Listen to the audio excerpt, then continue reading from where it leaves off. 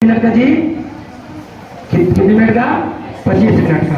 प्रथम कालखंड 25 मिनट, दूसरा कालखंड 25 मिनट, तीसरा कालखंड और चौथा कालखंड 45 मिनट। तो प्रत्येक जो जैसे हम लोग अपने स्कूलों में विषय पढ़ते हैं अलग अलग पीरियड में, वैसे ही है। तो इसमें प्रथम जो कालखंड जो रहेगा वो एक प्रकार से बच्चों के मन को एकाग्र करने के लिए। बच्चे क्या है, बाहरी वातावरण से आए रहते हैं बेटा, है ना। तो शुरू में जब क्लास में जब आते हैं तो उसके मन को एकाग्र करने के लिए, ताकि उसका मन बाल संस्कारशाला में लगे, इसलिए उसको कुछ हम जो है वो साधनाएं कराते हैं, है ना। तो साधनाएं क्या, बहुत छोटी छोटी बातें हैं। तो आइए उसको प्रथम कालखंड को लेने के लिए प्रियंका निषाद को मैं बुलाना चाहूंगा और उसके लिए आप सब लोग ताली बजाएंगे, अभिनंदन करेंगे। आप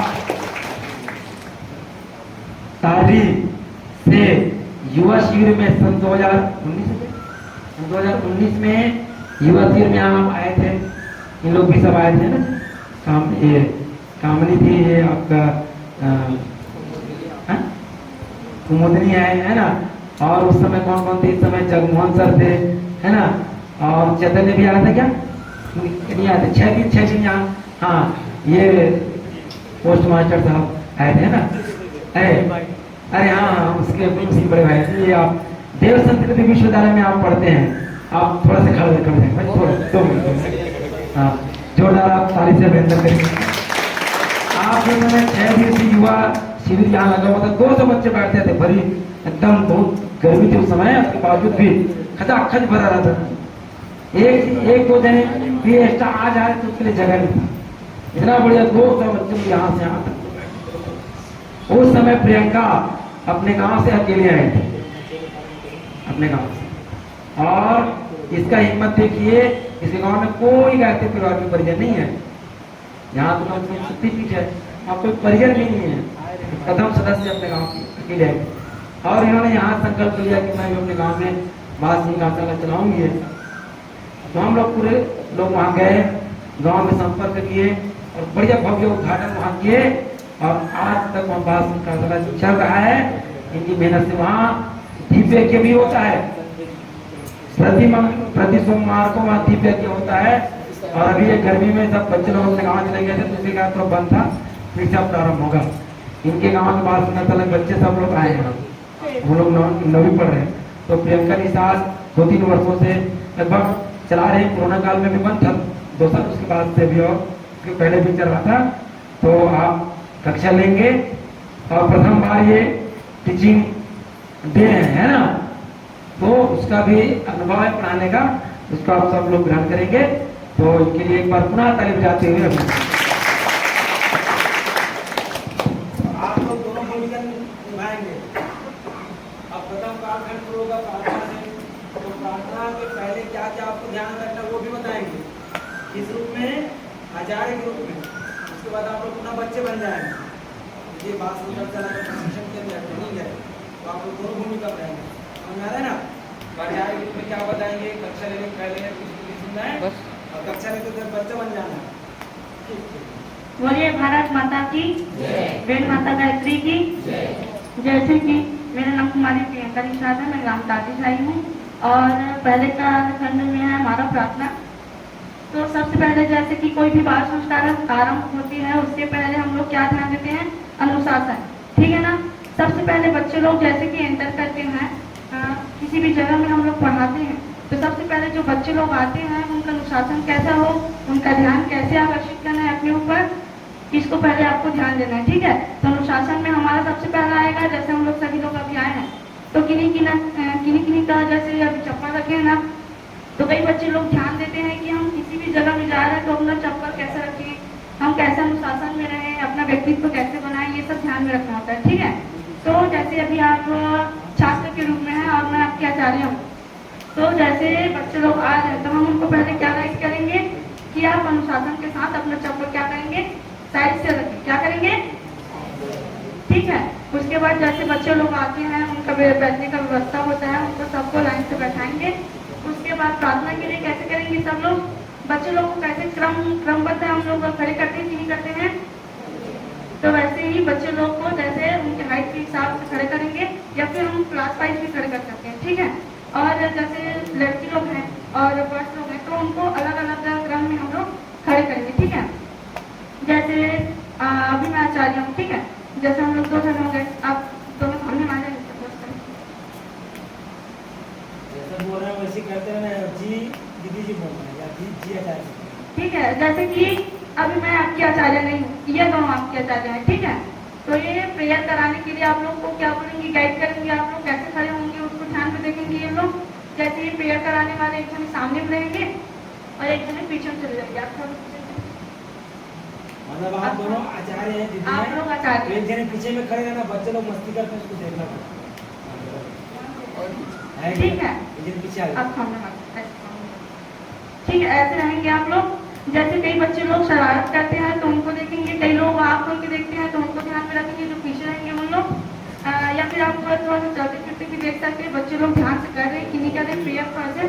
और आप जैसे सामने में करा रहे थे, जैसे आप जो प्रेयर होता है वह 3-4 पंक्तियों का होता है, तो आप विशेष रूप से ध्यान रखेंगे कि बच्चे लोग को एक साथ प्रेयर ना करा के, जैसे कालखंड में जैसे प्रथम सप्ताह आप लगा रहे तो 4 पंक्तियों का आप मतलब गीत के रूप में प्रार्थना कराते हैं ना, तो प्रथम 4 पंक्तियों को लेके कराएंगे। उसके बाद फिर दूसरे सप्ताह 5 संस्कार सारा लगाते हैं, तो प्रथम 4 पंक्तियों को गा के दूसरा और मतलब सेकंड 4 पंक्तियों को और गाएंगे, ठीक है। जैसे अभी आप सभी लोग खड़े तो नहीं हो सकते, पर प्रेयर करेंगे तो आप खड़े खड़े जाइए, चलिए सब लोग खड़े जाइए, ठीक है। प्रेयर के लिए आप सभी लोग एकदम क्लास है, मान के आप चलिए, क्लास है बिहारी क्लास। और एक जने आचार्य जी कहा है, आप ना देखेंगे कोई बच्चा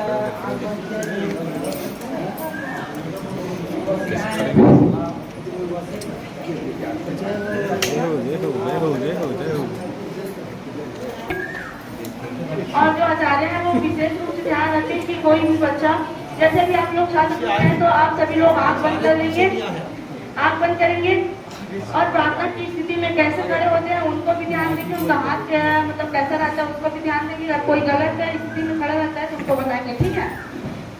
सभी लोग आंख बंद कर लीजिए और पहले हम लोग दोहराएंगे, उसके बाद आप दोहराएंगे, ठीक है। वह शक्ति हमें दो दयानिधि,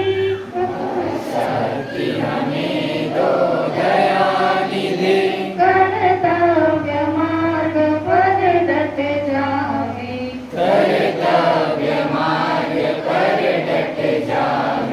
पर सेवा पर उपकार में हम,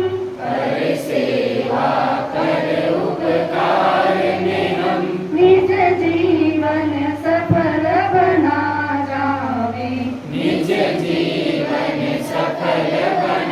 जावे, हम दीन दुखी निबरो विकलो,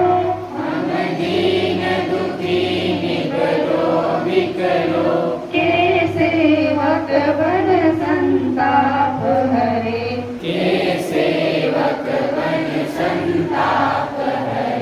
जो है अटके भूले भटके,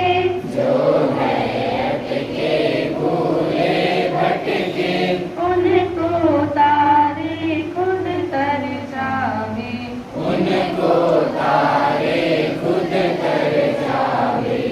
अब सभी लोग अपने हाथों को मलेंगे थोड़ा सा, उसके बाद हाथ में लगा के धीरे से अपने हाथों को हथेली को सामने खोलकर देखेंगे, ठीक है।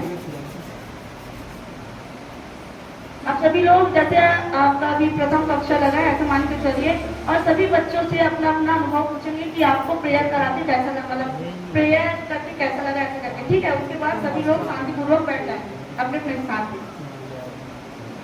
सभी लोग क्लास में बैठे रहते हैं तो अनुशासन को बनाए रखने के लिए, जैसे कभी भी हम लोग क्लास में जाते हैं या फिर किसी भी शिक्षक से मिलते हैं तो उनको प्रणाम बोलते कि नहीं बोलते हैं, बोलते कि नहीं बोलते, अच्छे बोलिए। तो वैसे ही हमारे जो आचार्य रहते हैं उनको भी वैसे ही प्रणाम करना, ठीक है। जैसे सभी लोग एक साथ बोल सकते हैं, या फिर जैसे कोई पहले आ गया, जिनको मतलब जो कक्षा में पहले आ गया वो अकेले आचार्य जी को प्रणाम बोल सकते हैं, ठीक है। उसके बाद क्लास में जैसे प्रेयर वगैरह होती है उसके पश्चात से सभी एक साथ बोलेंगे, ठीक है। जैसे कैसे बोलेंगे आप बताइए। जैसे आप अभी छात्र हैं तो अपने आचार्य को कैसे प्रणाम करेंगे, दीदी जी प्रणाम, कैसे बोलेंगे। वैसे ही वैसे ही बाकी बच्चे लोग क्या बोलेंगे इनके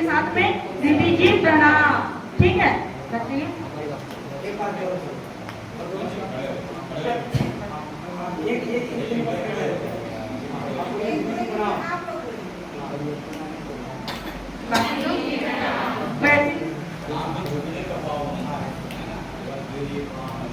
और ये नाम मात्र के लिए नहीं होना चाहिए, ठीक है। जैसे आप किसी भी आचार्य को प्रणाम करें तो पूरे मन से करना पड़ेगा, ठीक है। नहीं तो वैसे में जब प्रणाम कर रहे हैं नाम मात्र का करेंगे तो वैसे में अच्छा नहीं लगता, ठीक है। मतलब आप जानते हैं कि किस भाव से प्रणाम कर रहे हैं तो उसको आप लोग पूरे भाव से करेंगे कि आप किसी को प्रणाम करेंगे, ठीक है। उसके बाद हो गया अनुशासन के साथ सभी बैठ जाएंगे। और जैसे प्रार्थना होती है उसके पश्चात में बच्चे लोग को जैसे अभी वंदना के पहले जैसे प्रार्थना हो गई, आपके 4 पंक्ति आप लोगों ने गाने, उसके बाद बच्चों को कॉपी पेन निकलवा के वो प्रार्थना का जो 4 लाइन रहेगा उसको पहले आप लोग नोट करवाएंगे, ठीक है। ताकि बच्चे उसको, और जो अगले सप्ताह आएंगे तो उन लोग उसको पढ़ के आएंगे अच्छे से, वो 4 पंक्तियां याद रहेंगी तो आप लोगों को भी थोड़ा सा सरल जाएगा और बच्चे लोग को भी सीखने में थोड़ी सी सरलता जाएगी, ठीक है। उसके बाद आता है वंदना के लिए आप सभी लोग, जैसे कोई भी बच्चे रहेंगे, मतलब आचार्य रहेंगे ना आप लोग, तो आप लोग बच्चों का विशेष ध्यान देंगे। जैसे मित्रोचने खड़े हुए थे तो वैसे 2 आचार्य रहेंगे, वो सामने रहेंगे एक आचार्य, और एक आचार्य पीछे में रहेंगी, और एक आचार्य बैठ के, जैसे वंदना तो खड़े खड़े नहीं की जा सकती तो आप लोग एक जने बैठ जाएंगे सामने में, और आप जैसे आचरण करेंगे या फिर वंदना करेंगे उसको देखकर बच्चे लोग आपका अनुसरण करेंगे, ठीक है। तो जैसे आप सामने में आइए,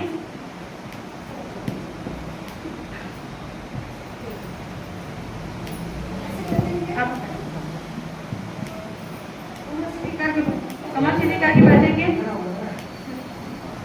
तो यहाँ पे वंदना, जैसे गुरु वंदना हो गई, गणेश वंदना हो गया, सरस्वती माता का वंदना हो गया, तो सभी को एक साथ ना कराकर बच्चों को एक सप्ताह में एक वंदना कराएंगे, ठीक है। और उसी को मतलब 2 सप्ताह तक करा सकते हैं, क्योंकि हमारा जो क्लास रहता है बाल का साला का, वो जैसे जून में चालू होता है तो जून जुलाई में ही खत्म होता है, तो उसके हिसाब से हम एक वंदना को 2 सप्ताह करवा सकते हैं, ठीक है, ताकि बच्चों को भी स्मरण रहे वो वंदना और आचार्य दोनों को भी सरल जाए, ठीक है। तो ये हो गया, आचार्य जी बैठ गए। उसके बाद आप लोग इनको ध्यान में रख के आप दोनों हाथ गोदी में रख लेंगे, अच्छे से कमर सीधा करके बैठेंगे, और आचार्य ध्यान देंगे कि आंख बंद रहे, बच्चे लोग का ध्यान, और कमर वगैरह जैसे कई लोग लूज कर देते हैं तो उसका फिर से ठीक करें उन लोग, ठीक है। और जैसे कोई भी गुरु ना बोले तो उसका अर्थ पहले बताना पड़ेगा, ठीक है, जैसे बच्चे लोग समझ पाए उसको, उसके हिसाब से। चलिए आंख बंद करिए, पहले मैं बोलूंगी उसके बाद आप लोग बोलिएगा, ठीक है। पहले गायत्री मंत्र का ध्यान कर, गायत्री मंत्र बोलेंगे एक बार, पहले उनका उच्चारण करिए, उसके बाद गायत्री मंत्र बोलिए।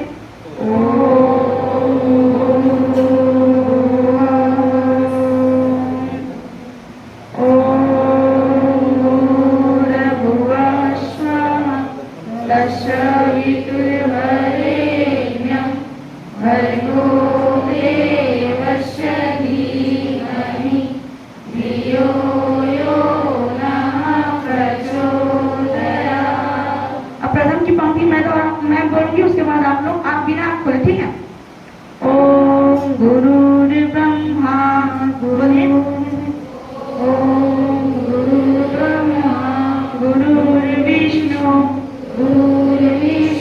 गुरुर्देवो महेश्वरा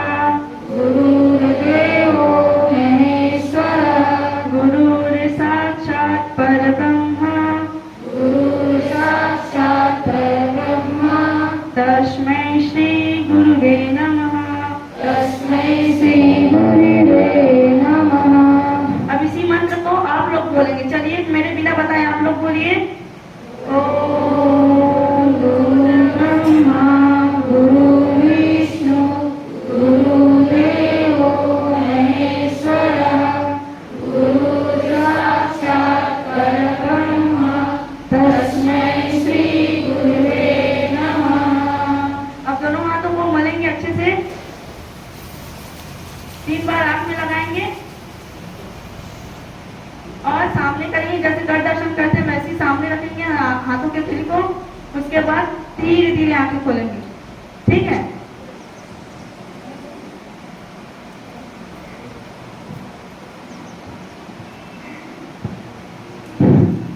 सबसे पहले हम गुरु वंदना हो गया, अब उसके बाद गणेश जी का, तो गणेश जी के लिए मैं पहले बोलूंगी, उसके बाद आप लोग बोलाएंगे। पूरी स्थिति में वैसी हो जाइए जैसा भी थे, आप स्थिति में कमर सीधी करके बैठेंगे। ओम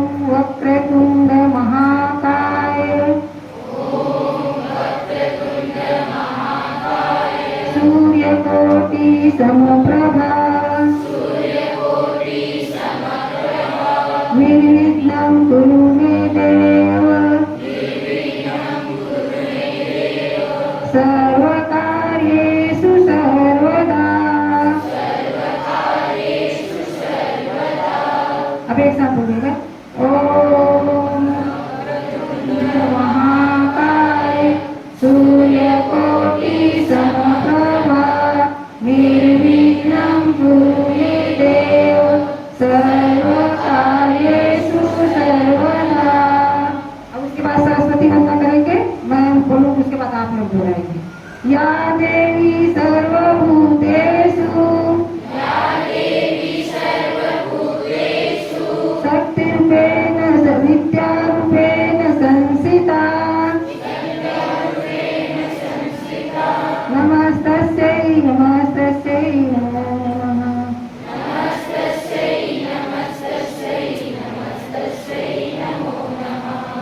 अब इसके बाद मातृवंदना, धरती माता का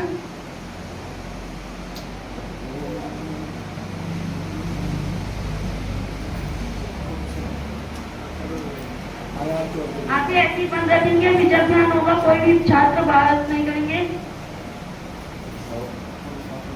वंदना के बाद में जब ध्यान का होगा तो आप लोग आँख नहीं खोलेंगे।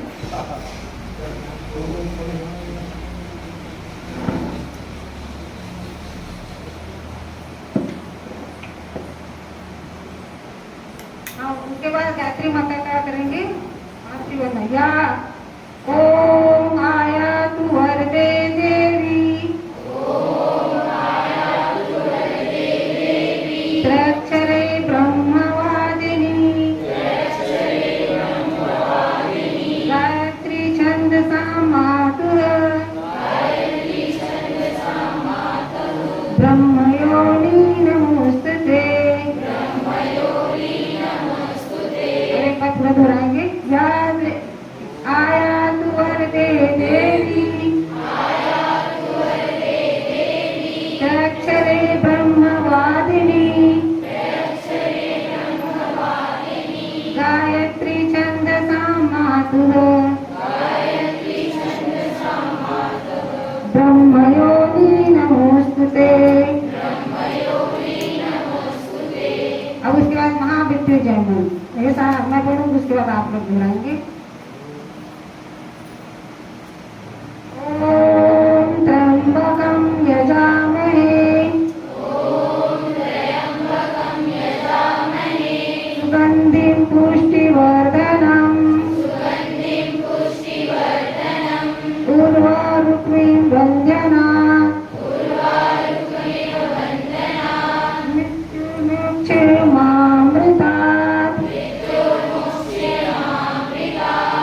अब इसके बाद जब ध्यान 5 बार ओम का उच्चारण करेंगे, इससे ना याददाश्त बढ़ती है। मतलब कोई भी बीमारी है उसके लिए भी ये 5 बार या 5 मिनट करेंगे तो और ज्यादा अच्छा। तो ओम का उच्चारण आप लोग 5 बार करेंगे, तो मेरे साथ आप लोग भी करेंगे, 5 बार करना है।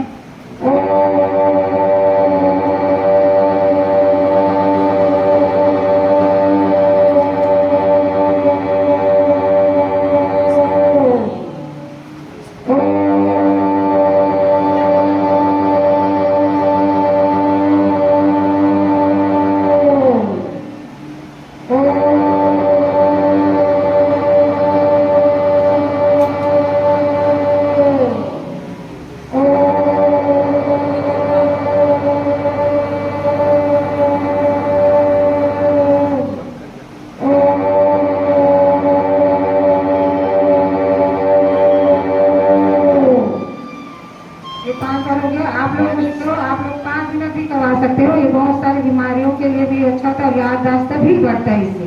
अब गायत्री माता का जाप करेंगे, कम से कम आप लोग 12 बार भी करवा सकते हैं।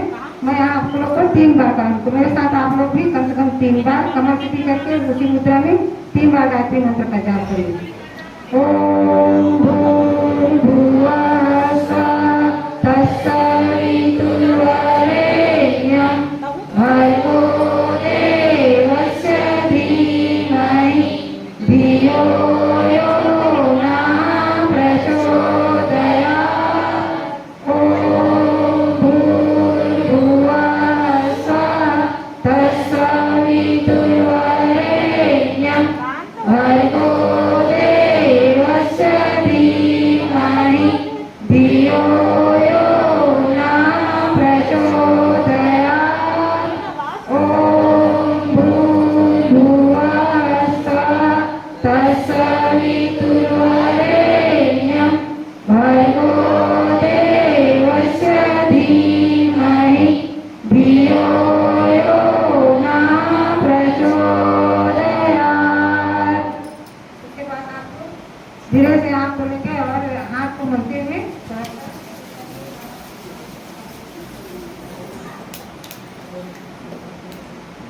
एक बार अब शुभकामना के लिए फिर से दोनों हाथ फैलाएंगे, दोनों हाथ ऐसे शुभकामना। किसको आता है, किसी को आता है शुभकामना? चलो मेरे साथ बोलेंगे, शुभकामना वाले दोनों हाथ फैलाएंगे और सर्वे भवन्तु सुखिनः, सर्वे सन्तु निरामयाः, सर्वे भद्राणि पश्यन्तु, मा कश्चित् दुःखमाप्नुयात्।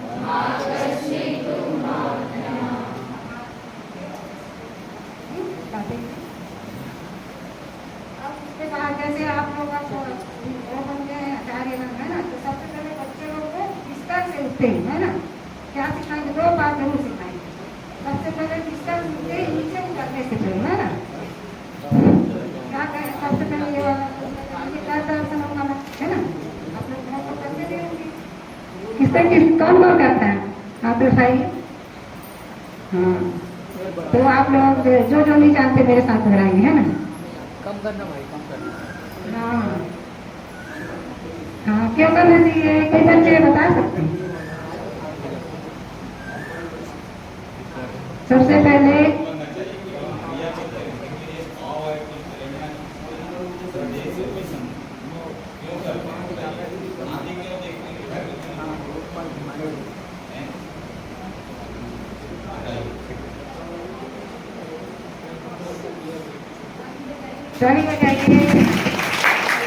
खाना होना चाहिए कि उठते ही के प्रभु आपने एक हमको नया जीवन दिया, नया मतलब दिन दिया है ना, तो ये भाव भी होना चाहिए कि इस हाथों से हम किसी का बुरा ना करें। अब ये ध्यान करते हुए आपको ये प्रणाम करना है। सबसे पहले आप लोग को मंत्र नहीं है तो आप लोग मेरे साथ दोहराइएगा है ना। कराग्रे वस्ते लक्ष्मी, कर मध्ये सरस्वती, करमूले गोविंदम, प्रभाते कर दर्शनम। अब इस प्रकार से आप हाथ को मलिए करते हैं। ये हो गया, एक ये हो गया मंत्र। अब बिस्तर में आपको करना है। दूसरी बात क्या सिखाना है आप लोगों को, बच्चे लोग को धरती माता को पैर रखने से पहले है ना अपने हाथ को नीचे करके उसको प्रणाम करते उसके लिए मंत्र बोलना है ना। तो उसके लिए मंत्र है आप लोग दोहराएंगे। समुद्रवस्ते देवी, पर्वत स्तन मंडिते, विष्णु पत्नी नमस्तुभ्यं, पादि स्पर्श क्षमस्व मे। हाँ ये है धरती माता के लिए। कोई प्रणाम करेंगे उसके बाद ही पैर रखेंगे है ना। तो ये आप लोग निश्चित 2 बात कम से कम बिस्तर में ही बच्चे लोग को ये करने के लिए कहेंगे। और आप लोग ना कम से कम सप्ताह के बाद ही आप पूछेंगे पेरेंट्स को, जो हम लोग सिखाए हैं 2 चीज है ना वो बच्चे लोग कर रहे हैं कि नहीं कर रहे हैं। और तीसरी बात जब आचार्य लोग आते हैं, स्कूल आते हैं बच्चे लोग है ना, तो माता पिता को पैर छू के आना है। ये सब आपको बताना है, पहला दिन ही बताना है ना। तो ये मुख्य बातें हैं आपको बताना है। आप लोग आचार्य लेखन बनने जा रहे हैं तो शुरुआत में बच्चे को ये मुख्य बातें आप लोग को बताना है। तो ये हो गया जब ध्यान। कितना शुरुआत में पहले प्रार्थना करना है और जितना भी गुरु वंदना, गणेश वंदना, सरस्वती वंदना और मातृ वंदना मतलब गायत्री जी का मंत्र, और जब ध्यान मतलब 5 बार ओम का उच्चारण, और ये सब हो गया। ये पहला कार्यक्रम ये समाप्त हो गया है ना। और दूसरे कार्यक्रम में तो इसके लिए आगे स्वामी जी ज्यादा अच्छे से बताएंगी। हेलो हेलो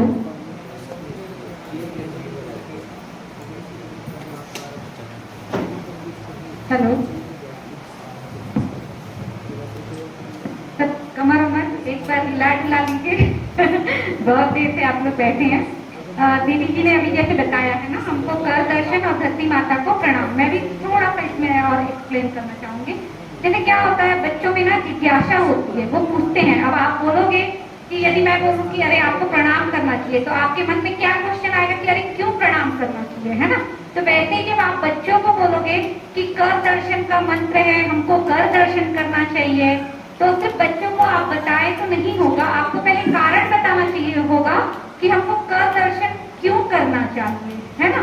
तो हम उनको ये बताएंगे, मतलब इसके पीछे का जो लॉजिक है, मैं मतलब जो मुझे भी समझ में आया है या मैंने जो सुना है कि जैसे बोला जाता है कि जब आप सोकर उठते हैं, है ना, तो सबसे पहले हमको कुछ अच्छी चीजों का दर्शन करना चाहिए, ऐसा मैंने सुना है।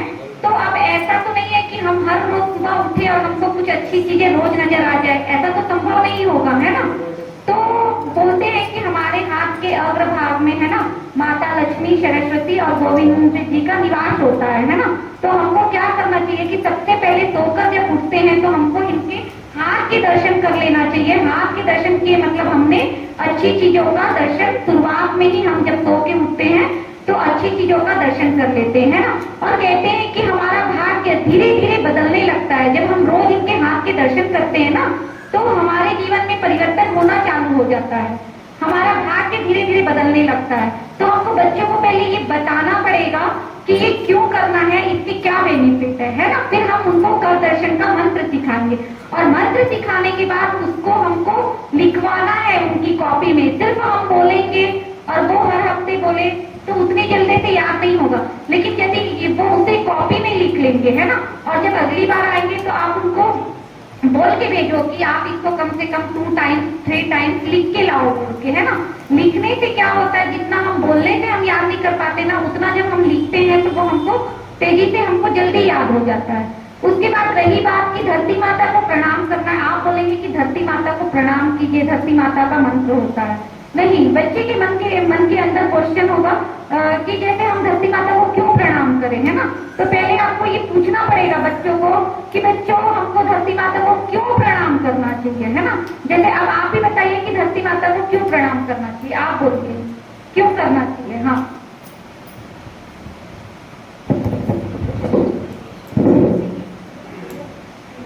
हाँ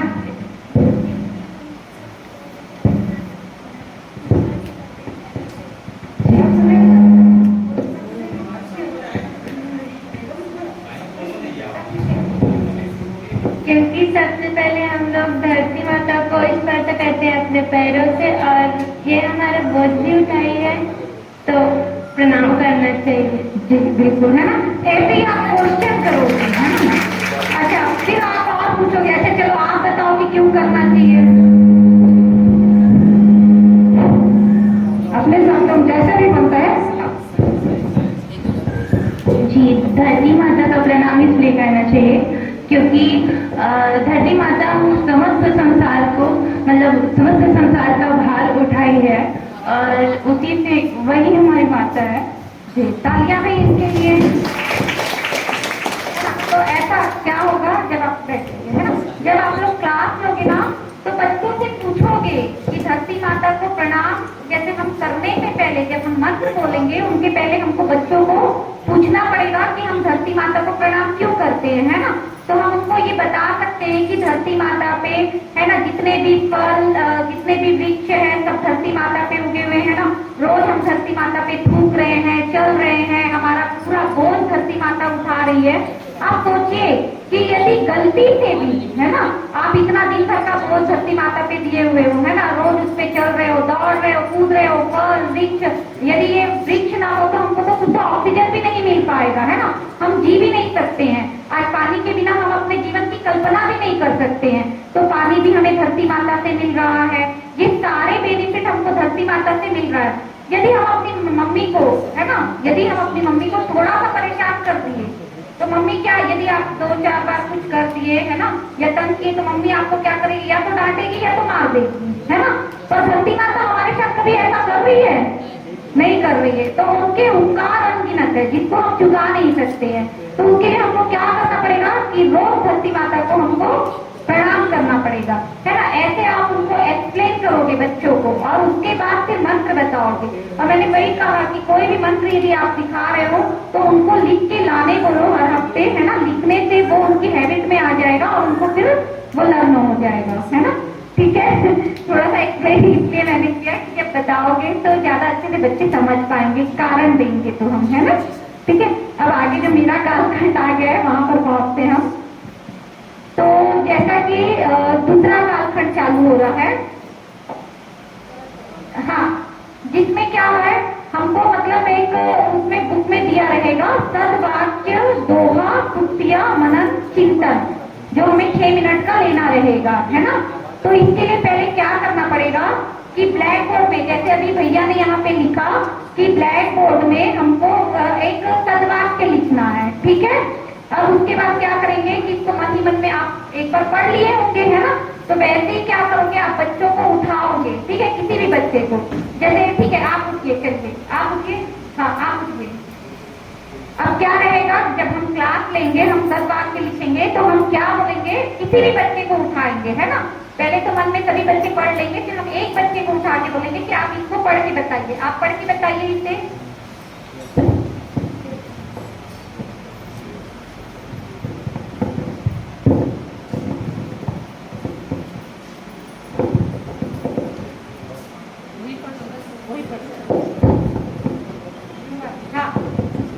योग्य भाषा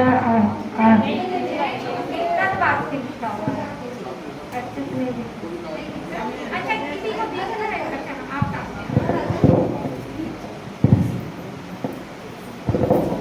सूरज कहत अभ्यास के जड़मती हो सूरज रचित आवाज जात है सिर पर रात निशान। हाँ, तो इनके लिए एक बार जोरदार तालियां। तो आप लोग भी बैठे, है ना, आप लोग भी क्या करोगे कि जब तक वाक्य लिखोगे तो किसी भी बच्चे को खड़ा करके उनसे पढ़वाओगे और फिर उनके लिए क्या करोगे, जोरदार तालियां बजवाओगे ताकि बच्चा मोटिवेट हो सके, है ना। फिर उसके बाद आप दूसरी बार क्या करोगे, आप पूछोगे कि क्या किसी को इसका अर्थ आता है ना। अच्छा, आप में से क्या कोई इसका अर्थ बता सकता है, मैं आप लोगों से पूछ रही हूँ अभी, क्या कोई बता सकता है इसका अर्थ, आप लोगों में से कोई, आपने पढ़ा, कुछ भी समझ में आ रहा है, अपने को कुछ भी बोलना है ना, ऐसे भी बताएगी क्या। अच्छा, पीछे से कोई भी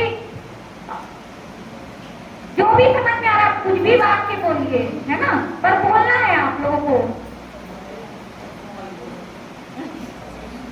अरे वो तो खुद टीचर है, वो नहीं बच्चे, वो तो खुद आप में से कोई भी वो बोले चाहे गलत बता सकते हैं। सामने से सामने उठाई थी।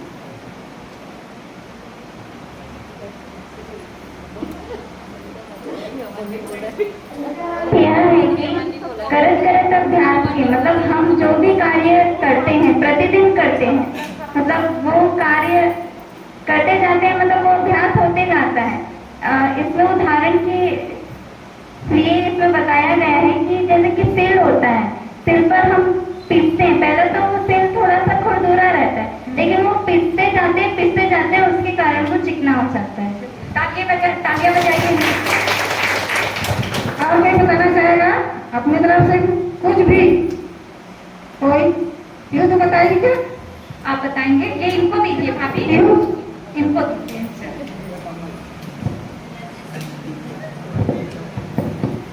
करत करत अभ्यास का मतलब है जैसे हम बार बार किसी चीज को करते हैं तो उस पर हमें सफलता मिलती है। जैसे कि उदाहरण बताना चाहती हूँ कि जैसे कि कुआं से पानी निकालते हैं हम, तो उसमें बार बार निकालने से उस सिर पर निशान पड़ जाती है रस्सी की। बहुत जोरदार तालियां भी इनके लिए।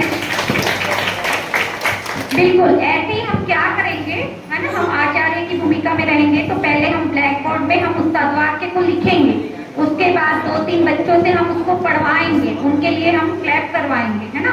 उसके बाद उनको उनसे ही पूछा जाएगा और अक्सर हमको सब चारों तरफ देखना है, ऐसा नहीं कि सिर्फ सामने वाला बच्चा दे रहा है आंसर, पीछे तो सब बोल हो गए, वैसा नहीं होना है ना। हमको कभी भी किसी को भी अचानक उठा देना है, ठीक है, कभी भी अचानक, ताकि सब हमारी क्लास में क्या रहेंगे, अलर्ट रहेंगे कि अरे हमारी दीदी तो कभी भी हमको उठा देती है, हमारे टीचर, है ना। तो उनको अर्थ पूछेंगे, फिर वो अपने तरीके से जो भी बताए, है ना, उनको हमको सुनना है, उनको हमको मोटिवेट करना है और उसके बाद फिर हम बताएंगे कि फिर हम पढ़ेंगे, है ना। करत करत अभ्यास के जड़मती हो सुजान रसरी आवत जाते तिल पर पड़त निशान। फिर हम उनका अर्थ समझाएंगे कि जिस तरह लगातार रस्सी के बार बार कुआं में आने से क्या होता है, उस पर निशान पड़ जाता है, वैसे ही कोई चीज जो हमको नहीं आती है, यदि हम उनका लगातार अभ्यास करते हैं, है ना, तो हम उनके विख्याता बन जाते हैं, ज्ञाता बन जाते हैं।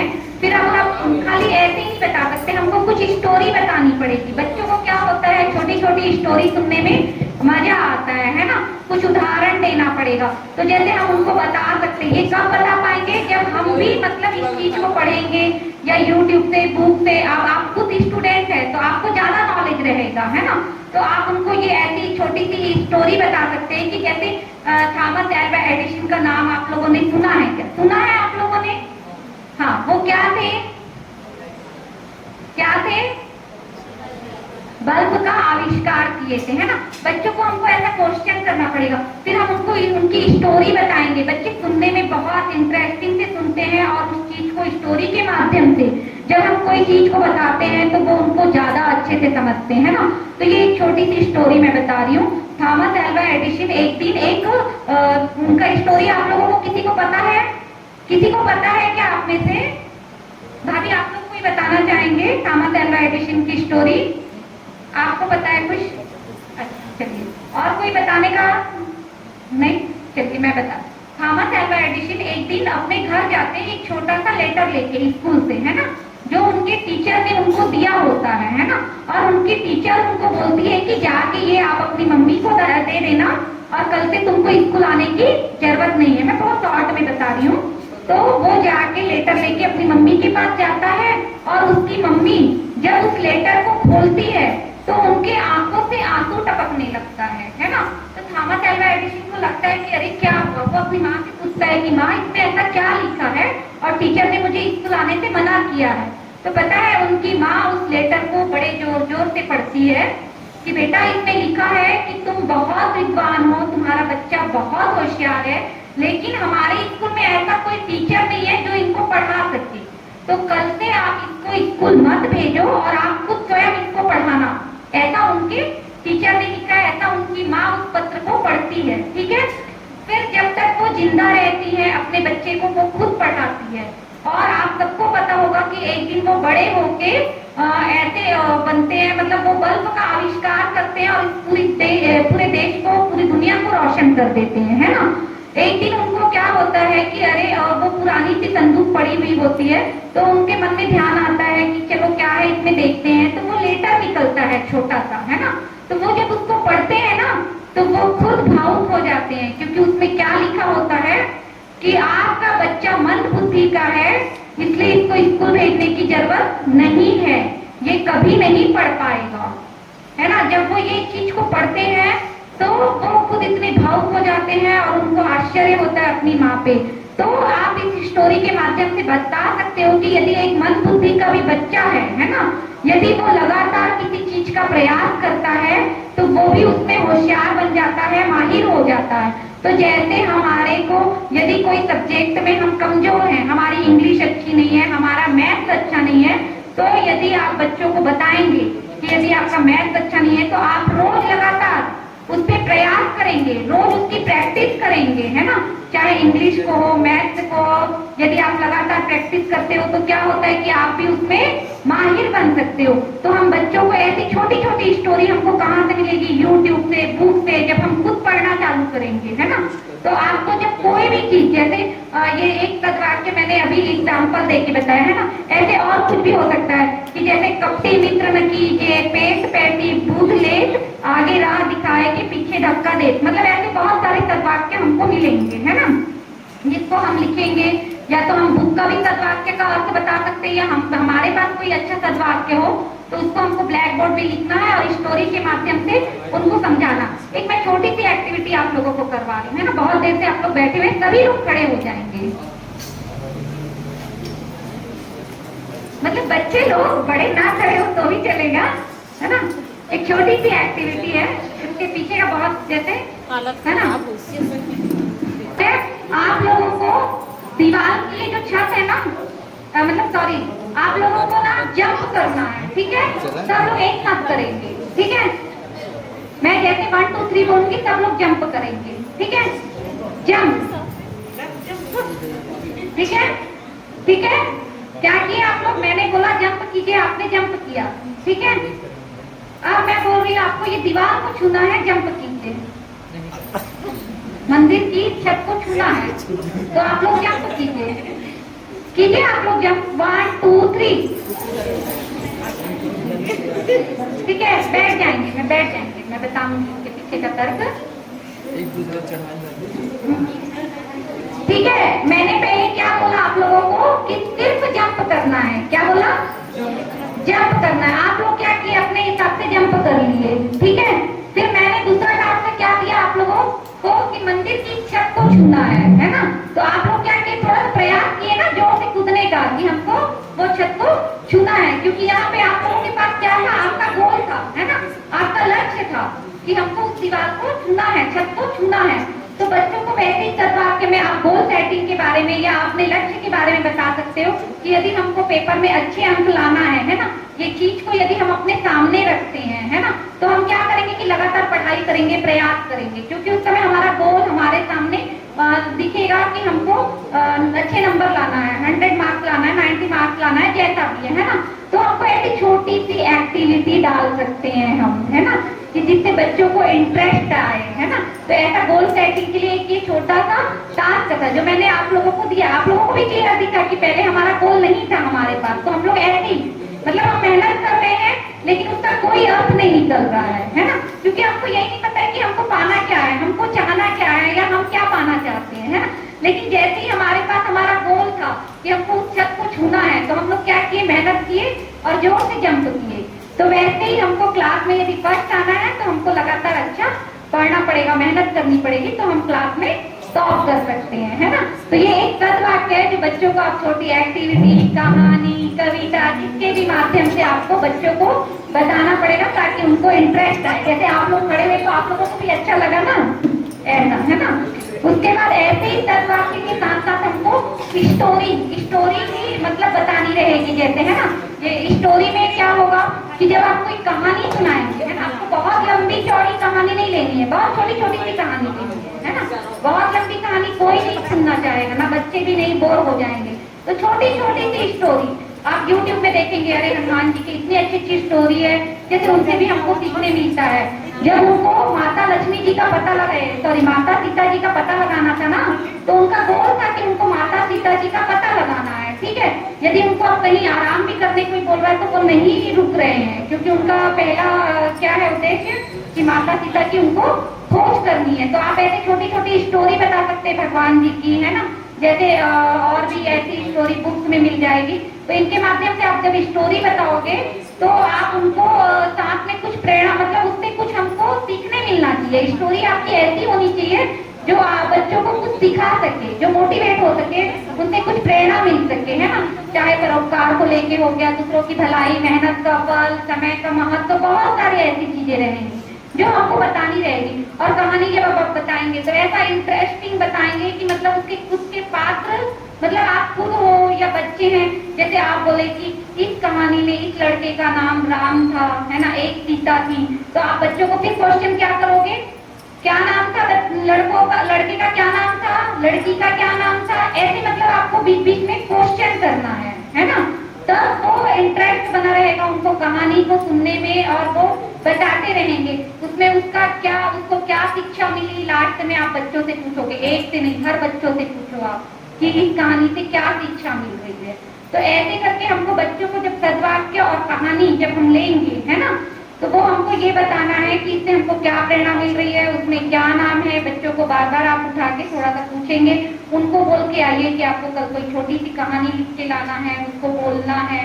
तो उससे बच्चों की क्या प्रैक्टिस होगी, लिखने की भी हैबिट आएगी, उनको पढ़ने का मौका। और आपको पता है हर चीज में मैं आपको बता रही हूँ कि बाल संस्कार शाला जब आप चलाएंगे तो आप ये मत सोचिए कि आप बच्चों के लिए कुछ कर रहे हो, आपको ये है कि आप जो कुछ कर रहे हो अपने लिए कर रहे हो। पता है आज मंच में या माइक में बोलना, या मतलब कहीं पे हम 50 लोग भी आ जाते तो हम बोल नहीं पाते हैं, ऐसा होता है ना, घबराहट होती है। लेकिन ये आपको ऐसा मंच देने वाला ये बाल संस्कार शाला, जिसमें आपको बोलने की कला आ जाएगी। क्योंकि जब आप लगातार बच्चों के बीच में बोलते जाओगे तो आपके अंदर एक ऐसा कॉन्फिडेंस आ जाएगा कि आप 100, 50 या 1000, 2000 लोगों के बीच में भी बोल पाओगे।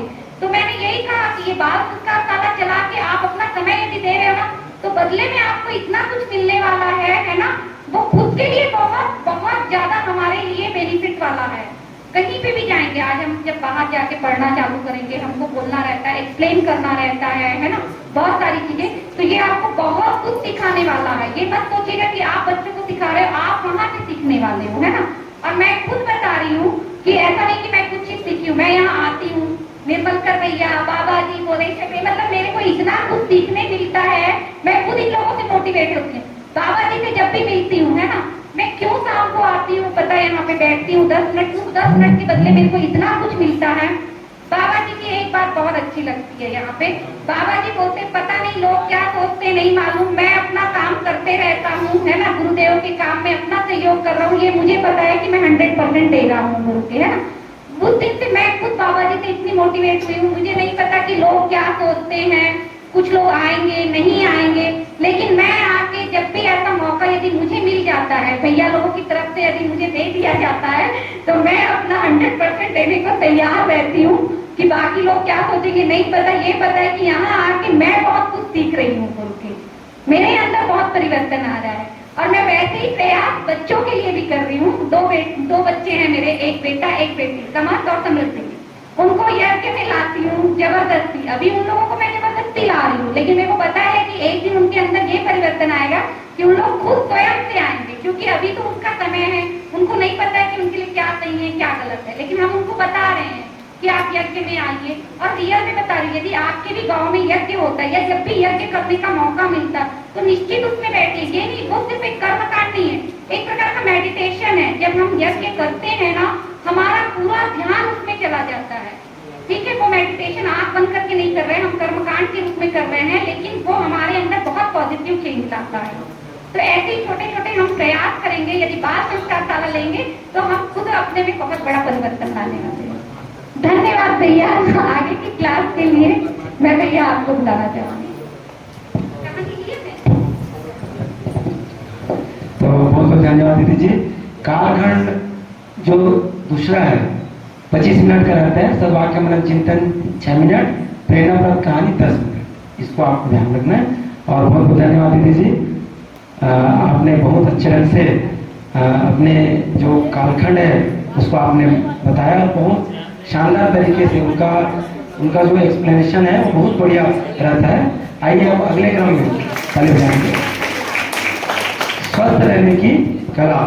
तो स्वस्थ रहने की कला में मौखिक और प्रायोगिक दोनों रहता है, मौखिक और प्रायोगिक आपको बताना भी है, साथ साथ कुछ प्रयोग करके दिखाना है। इसमें स्वस्थ रहने की कला में आपको ये जब बुक जो हम देंगे अभी, और कईयों के पास होगा भी, बाल संस्कार शालाएं आसपास के गांवों में चल रही है, तो इसमें लगभग 7 प्रयोग है। और चूंकि यहाँ समय हमारे पास एक दिवसीय रहता है, लेकिन एक दिवसीय में है ना पूरा नहीं हो पाता कभी भी, तो हम प्रयास करेंगे। अभी जो प्रशिक्षण जो चल रहा है उस पर आने वाले समय में लगभग सितंबर अक्टूबर के आसपास एक और प्रशिक्षण होगा, उसमें बचे हुई बातों को और बताया जाएगा। तो न्यूनतम इसमें 4 प्रयोग आज आपको बताएंगे। उन प्रयोगों को आपको क्या करना है, एक सप्ताह में एक ही प्रयोग आपको बताना है। किसी सप्ताह यदि आप प्रयोग ना बता पाए तो उसमें आप मौखिक आप बच्चों को स्वस्थ रहने के बारे में आप बता सकते हैं इसको पढ़ने के बाद। और तो आइए इसके लिए समय को ध्यान रखते हैं मैं सम्मान करता हूँ, आमंत्रित करूँ हमारे आदरणीय जगमोहन सर जी को, आगे की कक्षा को लेंगे। तले बजा करके आप उनका अभिनंदन करें।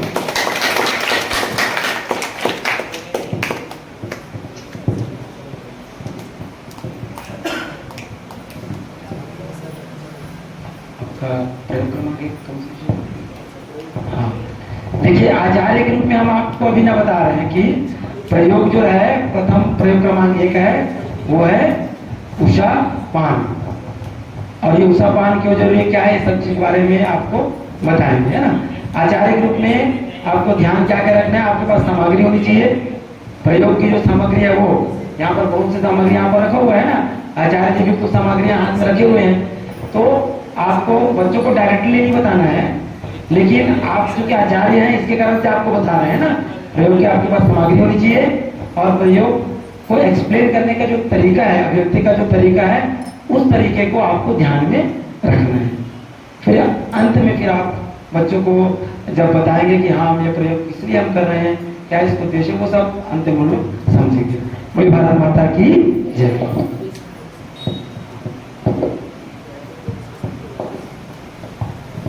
बोलिए भारत माता की। हाँ तो बच्चों ये क्या है? झाड़ू है। इसका क्या उपयोग करते हैं अभी हम? हाँ बहुत बढ़िया, सफाई करते हैं। किसकी सफाई करते हैं? हाँ घर आंगन की ना। अब बताइए अगर हम घर आंगन की सफाई ना करें तो क्या होगा? हाँ और कचरे फैल जाएंगे तो क्या होगा भाई? हाँ बीमार हो जाएंगे, है ना, हो जाएंगे।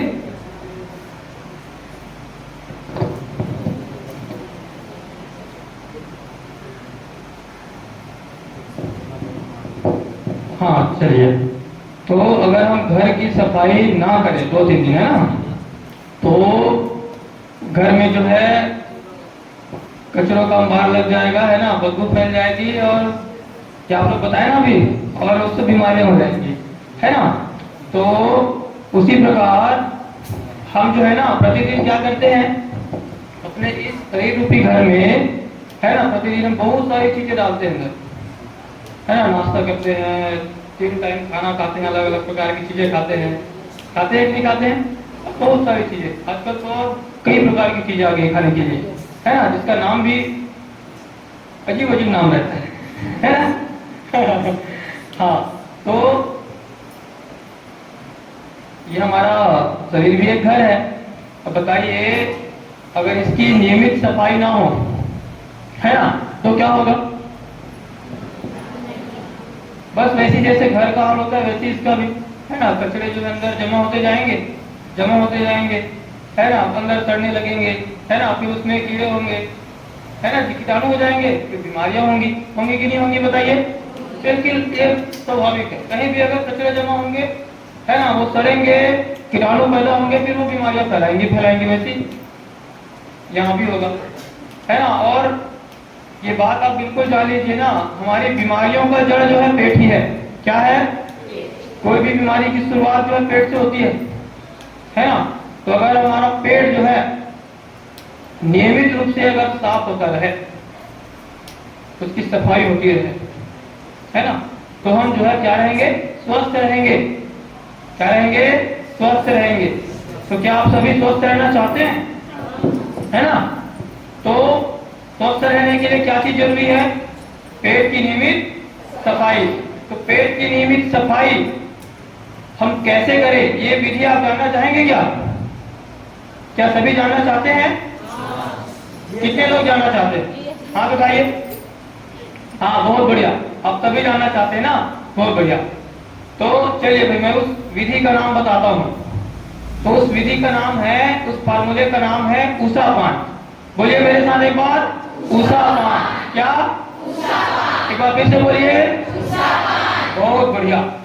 तो उस फार्मूले का नाम है उषापान, है ना। तो अब जो है एक कहावत है ना, प्रातः काल उठिके प्रातः काल उठिके जो पीवे पानी या जल, ताघर वैद्य ना आवे, या सबने जानी। मैं ढंग से बोल नहीं पाया सब उसको, है ना, थोड़ा अच्छे से याद करना पड़ेगा। आप लोग अच्छे से तैयारी कर लीजिए ना उसका, ठीक है। हाँ तो जो व्यक्ति जो है प्रतिदिन सुबह उठकर उषापान करेगा, है ना, वो जो है उसके घर कभी वैद्य नहीं आएगा, है ना। ये सब लोग प्राचीन जमाने में कहते थे, बीच में हम लोग सब ये सब तरीका भूल गए थे, है ना। तो चलिए भाई उषापान करने की विधि मैं आप लोगों को बताऊंगा, है ना। तो सबसे पहले हमें क्या करना पड़ेगा जी? उषापान का मतलब होता है, देखिए पहले नाम, थोड़ा सा नाम देख लीजिए। उषापान, उषा मतलब सुबह, सुबह जो हम पान करेंगे, ग्रहण करेंगे, है ना, पिएंगे, वो कहलाता है उषापान। तो सुबह उठ के हम क्या पिए? बहुत बढ़िया, है ना। सुबह उठ के हमें क्या पीना है? पानी पीना है। यही जो है कहलाता है उषापान करना, ठीक है। तो अब उसकी एक विधि है कि भाई कैसा पानी पिए, है ना। तो उसकी हमें थोड़ा सा तैयारी कर लेना है रात में, ठीक है। उसकी प्रयोग विधि में बता रहा हूं आप लोगों को। अरे बहुत बढ़िया, ये देखिए ये क्या है बताइए तो। हाँ, तांबे का बर्तन है। बताइए तो कितने लोगों के घर में ऐसा तांबे का बर्तन है, हाथ उठाइए। लगभग लगभग सभी के घर में है, सबके घर में है। कई के घरों में तो कुंडी जैसा थोड़ा बड़ा बर्तन भी होगा, है ना, तो उसमें भी रख सकते हैं। अगर ऐसा जग होगा तो उसमें भी। तो रात में बढ़िया हमें ताजा पानी रख लेना है तांबे के बर्तन में। और किसी टेबल में लकड़ी का जो फर्नीचर होता है ना, या गुटका हो या टेबल हो, उसमें बढ़िया रात में ताजा पानी भर के अच्छे से रख लेना है, ठीक। और जब सुबह उठेंगे हम, तो सुबह उठने के बाद हमारा सबसे पहला काम ये रहेगा, है ना। अगर लघु शंका जाना है तो आप जा सकते हैं सुबह, ठीक है। हाँ, लघु शंका बोल रहा हूँ, वो बोलना पड़ रहा है क्योंकि सबसे पहले उसी की आवश्यकता महसूस होती है, सुबह उठते हैं, ठीक है जी। तो लघु शंका अगर लगी हो तो चले जाना है ना। और मुंह वगैरह नहीं धोना है, कुछ नहीं करना है। उसके बाद बढ़िया वापस आना है लघु शंका से, और अपना तांबे का बर्तन बढ़िया रख लेना है और एक गिलास, ठीक है जी। और उसमें बढ़िया हाँ पानी इस प्रकार बढ़िया रख लेना है ना। और कैसे ग्रहण करना है ये भी बहुत महत्वपूर्ण है इसमें, है ना। ऐसे खड़े खड़े नहीं पी देना, पानी पीना है जो है ऐसा नहीं सोचना है हमें, है ना। उसका भी एक नियम है, हमें क्या करना है, बढ़िया उखड़ू बैठना है। उखड़ू बैठना सबको आता है। उसके बाद बढ़िया धीरे धीरे बढ़िया पानी पीजिए।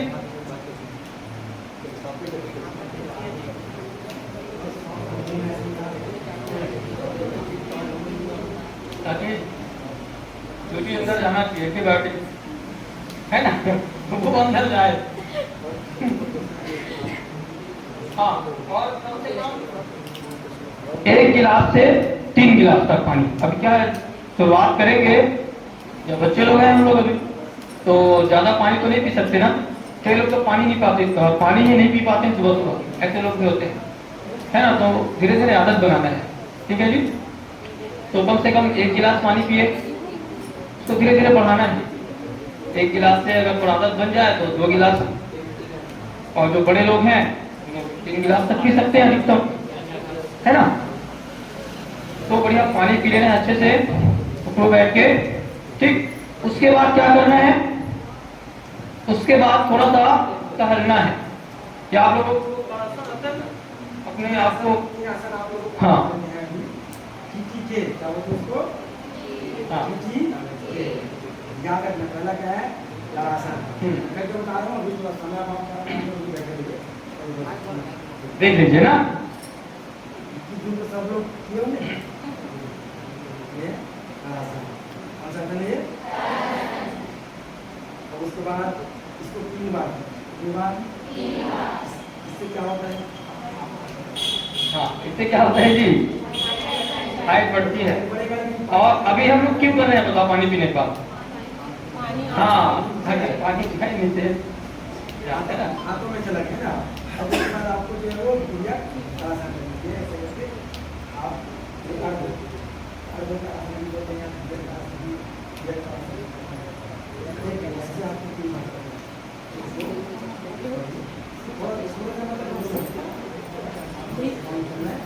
इससे क्या होगा, आपको आंखें आंखों में पानी इधर उधर रहने से हो रहा है, ठीक है।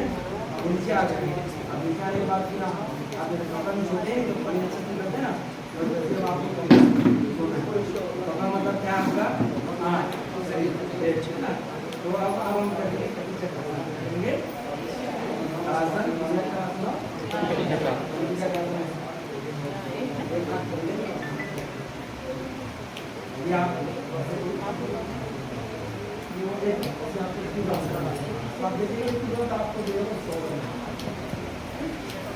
हाँ। तो उसके बाद जो है ना आपको थोड़ा सा टहल लेना है, और कहाँ जाना है सीधे, उसके बाद आप रुक भी नहीं सकते ना, तो जाना ही पड़ेगा, ठीक है जी। हाँ, उसके बाद आप बढ़िया शौच जाएंगे, ठीक है जी। और ये अगर आप लोग, कई लोगों का ना आदत बहुत बिगड़ा हुआ रहता है, ठीक है जी, तो वो आदत सुधरेगी। कई लोग ना सुबह सुबह सोच ही नहीं जाते। जैसे हम लोग घर की सफाई सुबह करते हैं ना, सबसे पहला काम ये होता है घरों में सुबह उठ के झाड़ू लगाना। तो वैसे ना पेट की सफाई भी सुबह ही करना है हम। कई लोग ना उसको जमा करके रखे रहते हैं, पता नहीं क्यों। उसका ज्ञान मिलेगा क्या? अगर रखते हैं कई लोग जमा करके रखते हैं।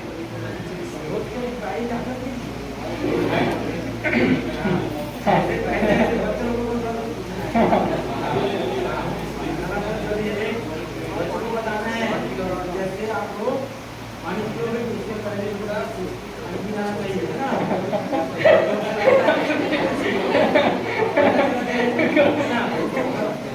पापा के अंदर में आवेगा कैसा वो सब काम अरे कहीं आगे अंदर में हाँ पानी के कहीं बिल्कुल ध्यान रखना है। अरे क्यों बहुत ज़्यादा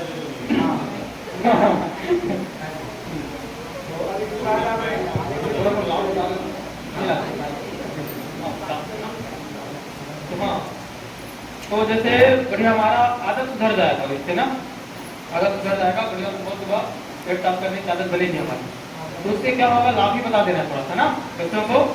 लाभ क्या होगा, हमारा जो है ना कई लोगों को सिर दर्द वाली समस्या होती है।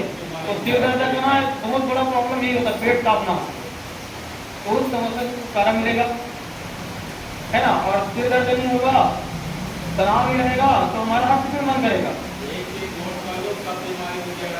हाँ पेट साफ तो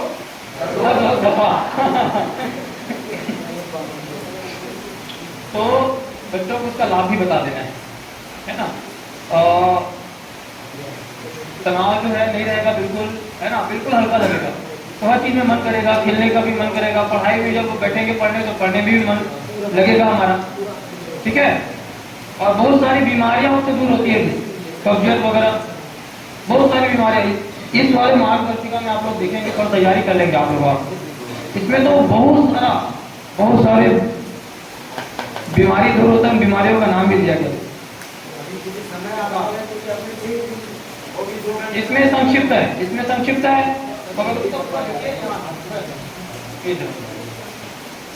देखना आप लोग, ठीक। दूसरा जो शिक्षण है आपका, दूसरा प्रयोग